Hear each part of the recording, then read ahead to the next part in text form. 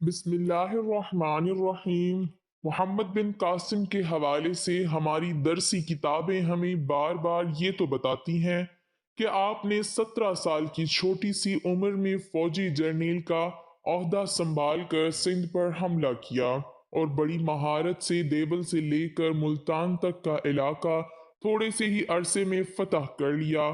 ताहम ये किताबें इस हवाले से मुकम्मल तौर पर खामोश हैं कि मोहम्मद बिन कासिम सिंध फतह करने के बाद कहाँ गए।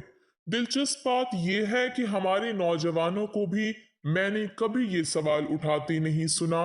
हालांकि फितरी सी बात है कि बंदे को ये तजस्सुस पैदा होता है कि आखिर जिस नौजवान ने 17 साल की उम्र में सिंध फतह कर लिया उसने बाकी जिंदगी कैसे गुजारी। किसी मशहूर शख्स की पैदाइश का अहवाल मालूम ना होना तो इतनी हैरत की बात नहीं, लेकिन अगर किसी शख्स ने छोटी सी उम्र में इतना बड़ा कारनामा अंजाम दिया हो तो उसकी मौत के हवाले से किताबों में कोई जिक्र ना मिलना यकीनन हैरत की बात है। पहली बात तो ये कि मोहम्मद बिन कासिम सिंध की फतह के बाद कुछ ज्यादा अरसा जिंदा नहीं रहे।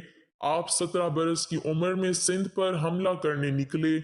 1300 साल पहले सिंध का इतलाक जिस इलाके पर होता था वो बहुत लंबा और चौड़ा था। ये मगरिब में मकरान तक, जुनूब में बुहीरा अरब और गुजरात तक, मशरिक में मौजूद मालवे के वस्त और राजपूताने तक, उस शुमाल में मुल्तान से गुजर कर जुनूबी पंजाब के अंदर तक वसी था और इस तमाम इलाके को सिंध ही कहा जाता था। लेकिन ये सिंध दो हिस्सों में तकसीम था। शुमाली सिंध पर दाहिर के बड़े भाई की हुकूमत थी जबकि जनूबी सिंध पर राजा दाहिर की।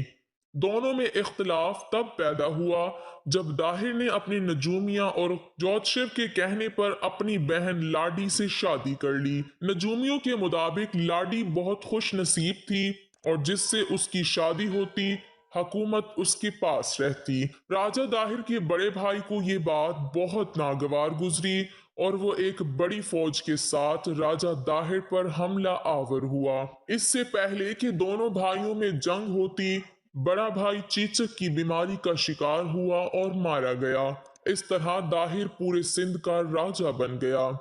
ये मुल्क सिंध बहरी कज़ाकों, लुटेरों और सल्तनत इस्लामिया के बागियों के लिए एक महफूज पनाहगाह था।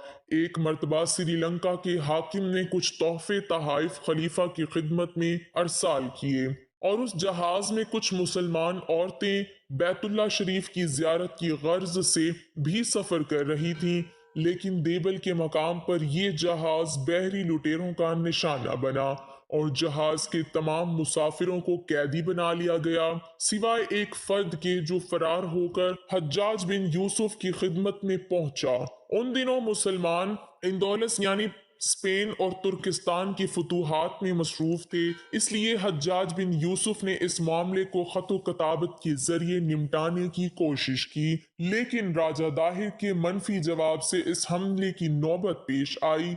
इस हमले की सरपरस्ती के लिए हज्जाज बिन यूसुफ ने अपने भतीजे मोहम्मद बिन कासिम को चुना। मुसलमान उस वक्त सुपर पावर की हैसियत रखते थे। रूम और फारस की अजीम शान सल्तनतों की गरूर खाक में मिला चुके थे। उनकी जंगी तकनीक, हथियारों और मंजनीकों का राजा दाहिर की फौज के पास कोई जवाब नहीं था। इसलिए देवल जो मौजूदा कराची के आसपास कोई जगह है वहां से लेकर मुल्तान तक के शहर यक्के बाद दीगरे फतह करते चले गए। लेकिन नाजरीन, इन फतूहात से बढ़कर जो कारनामा मोहम्मद बिन कासिम ने अंजाम दिया वो इलाकों की एडमिनिस्ट्रेशन थी। उसने फतह के अगले रोज ही ये ऐलान करवा दिया कि जो आदमी अपने मजहब पर कायम रहना चाहता है उसे अपने मजहबी तौर तरीके अपनाने की मुकम्मल आज़ादी है। इसके अलावा मंदिरों और गिरजों का सालाना वजीफा भी बैतुल माल से मुकर्रर किया।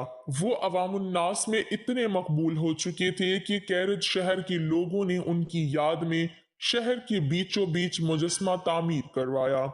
अब शुरू होता है इस कहानी का स्याह हिस्सा। तकरीबन सारे ही मौरखीन इस बात पर मुत्तफिक हैं कि मोहम्मद बिन कासिम की वफात 20 साल की उम्र में हुई। दूसरी बात यह कि मोहम्मद बिन कासिम की मौत मैदान जंग में लड़ते हुए नहीं हुई, ना ही किसी बीमारी की वजह से हुई। अगरचे मौरखीन मौत के हवाले से कोई मुत्तफिका फैसला नहीं देते, ताहम इस बात पर सब मुत्तफिक हैं कि मोहम्मद बिन कासिम की मौत अपने ही हाकिम की तरफ से दी गई सजा के नतीजे में वाक़ हुई। मोहम्मद बिन कासिम की मौत के हवाले से दो बयानात मिलते हैं। जजनामा सिंध की तारीख पर पहली बाकायदा किताब समझी जाती है। इस किताब के मुताबिक मोहम्मद बिन कासिम ने राजा दाहिर की मौत और उसकी फौज को शिकस्त देने के बाद दस्तूर के मुताबिक माल गनीमत और राजा की बीवी और बेटियों को अपने हाकिम खलीफा सुलेमान बिन अब्दुल मलिक को भिजवाया। राजा दाहिर की बेटियों ने खलीफा से झूठ बोला कि वो खलीफा के लायक नहीं, क्योंकि मोहम्मद बिन कासिम ने उन्हें पहले ही इस्तेमाल कर लिया था। इस बात पर यह बहुत नाराज हुआ और हुक्म दिया कि मोहम्मद बिन कासिम को बैल की खाल में बंद करके वापस ले आओ। उसके हुक्म पर अमल हुआ, ताहम बैल की खाल में दम घुटने से मोहम्मद बिन कासिम की रास्ते में ही मौत वाक़ई हो गई। बाद में खलीफा को राजा दाहिर की बेटियों का झूठ मालूम हो गया और उसने उन लड़कियों को जिंदा दीवार में चुनवा दिया। दूसरा बयान अल बलाजरी की किताब फुतूहुल बल्दान से इक्तबास है, जिसके मुताबिक 714 ईस्वी में हज्जाज की मौत के बाद सुलेमान बिन अब्दुल मलिक ने हुकूमत संभाली। वो हज्जाज बिन यूसुफ को सख्त नापसंद करता था। उसने अनान हुकूमत संभालते ही हज्जाज के मंजूर नजर अफराद को कैद करवा दिया। चुनाचे मोहम्मद बिन कासिम को भी कैद कर दिया गया। कैद के दौरान होने वाले तशद्दुद के नतीजे में मोहम्मद बिन कासिम की मौत वाक़ई हुई। इन दोनों ही बयानों के मुताबिक हाकिम वक्त ही उस अजीम जनरल की अजियतनाक मौत का सबब था, जिसने ऐसे अजीम इस्लामी सपूत के खून से हाथ रंग कर हमारी तारीख पर एक स्याह धब्बा लगा दिया। नाज़रीन, हम उम्मीद करते हैं कि आपको हमारी आज की ये वीडियो ज़रूर पसंद आई होगी।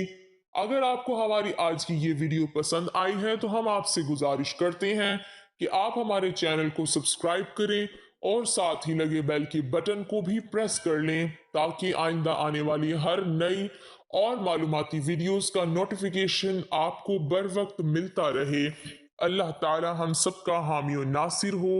आमीन सुम्मा आमीन।